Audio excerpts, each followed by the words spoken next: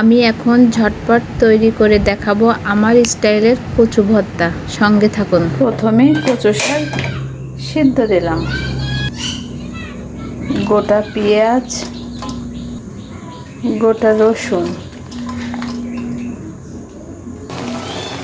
আর দেব কাঁচামরিচ, পরিমাণ মতো লবণ, পরিমাণ মতো হলুদ। এখন কিছুক্ষণ ঢাকনা দিয়ে ঢেকে রাখবো।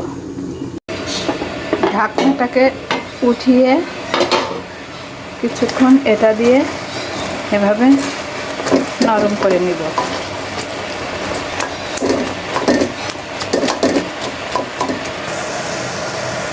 কচুটা ঘন্টা কমপ্লিট। এখন দিয়ে দেবো ধনের পাতা।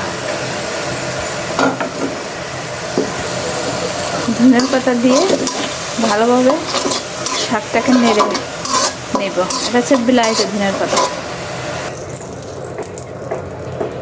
পরিমাণ মতো তেল দিব, চিংড়ি মাছ ঢেলে দিব। চিংড়ি মাছটাকে ভালোভাবে ভেজে নেব। এক মুঠ পেঁয়াজ, এক মুঠ রসুন। রসুনের পরিমাণটা একটু বেশি।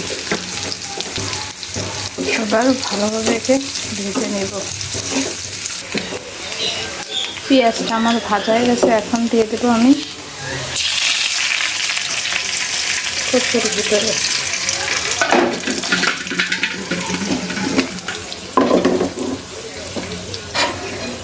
এই আমার ঝটপট রেডি হয়ে গেল কচু শাক। ঝটপট হয়ে গেল আমার কচু ভর্তা। আপনারা এভাবে কচু ভর্তা খেয়ে দেখবেন, খুবই দারুণ, খুবই লোভনীয়।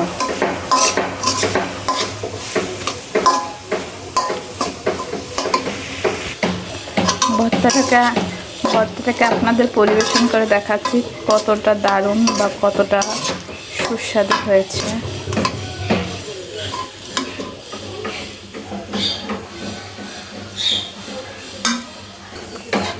আসলে এই ভর্তাটা চিংড়ি মাছের পরিমাণটা একটু বেশি দিলে বেশি টেস্ট লাগে। এখানে আপনারা এই কচু ভর্তাটা চিংড়ি মাছ বা ইলিশ মাছ দিয়ে করতে পারেন। আমি সেক্ষেত্রে চিংড়ি মাছ দিয়ে করেছি।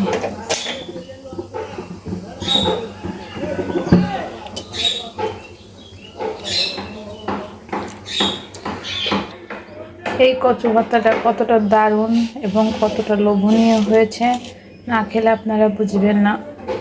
আমার মতো আপনারা অল্প টাইমে কচু ভর্তাটা ট্রাই করে দেখতে পারেন।